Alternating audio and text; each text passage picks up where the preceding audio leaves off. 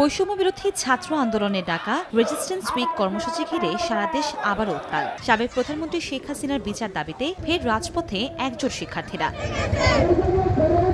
বরিশালে ঘণ্টাব্যাপী ঢাকা বরিশাল মহাসড়ক অবরোধ করে বিক্ষোভ করেন আন্দোলনরত ছাত্রছাত্রীরা। হত্যাকারীদের দ্রুত বিচারের আওতায় আনার দাবি জানান তারা। রাজশাহী, রংপুর, কুড়িগ্রাম, মাদারীপুর সহ বিভিন্ন জেলায় বিক্ষোভ নিয়ে রাজপথে নামেন শিক্ষার্থীরা। এ সময় শেখ হাসিনাকে স্বৈরাচার আখ্যা দিয়ে বিভিন্ন স্লোগান দেওয়া হয়। ছাত্র জনতার ওপর নির্বিচারে গণহত্যা চালানোই শেখ হাসিনাকে দ্রুত দেশে ফিরিয়ে এনে বিচারের কাঠগড়ায় তোলা সহ 4 দফা দাবিতে আন্দোলন করা হয়। হাসিনাকে অবশ্যই দেশে ফিরিয়ে এনে তার ফাঁসি কার্যকর করতে হবে।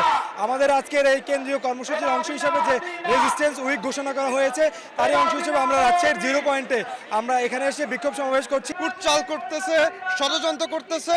এই ষড়যন্ত্রের বিরুদ্ধে আমরা আজকে 0 পয়েন্টে মিলিত হয়েছি। জিরো ফ্যাসিজম, বাংলাদেশে কোনো ফ্যাসিজম থাকবে না। সারা বাংলাদেশে যত মানুষকে হত্যা করেছে শেখ হাসিনা এবং তার গুন্ডাপান্ডারা, তাদের ফাঁসির দাবিতে ছাত্র সমাজ আজকে মাঠে নেমেছে। আওয়ামী লীগের নেতাকর্মীরা সন্ত্রাসী কার্যক্রমে জড়িত থাকায় দলটিকে নিষিদ্ধের দাবিও উত্থাপন করেন আন্দোলনরতরা। এছাড়াও আওয়ামী লীগের নতুন ষড়যন্ত্রের নৈরাজ্য ঠেকাতে সকল শিক্ষার্থী মাঠে থাকবে বলে হুঁশিয়ারি দেওয়া হয়। তারা বাংলাদেশে টিকতে না পেরে গভীর ষড়যন্ত্র চালাচ্ছে।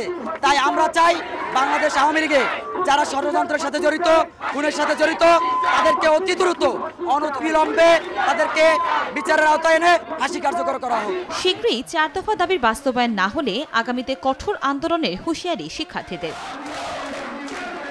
কনক আজাদ, সময় সংবাদ।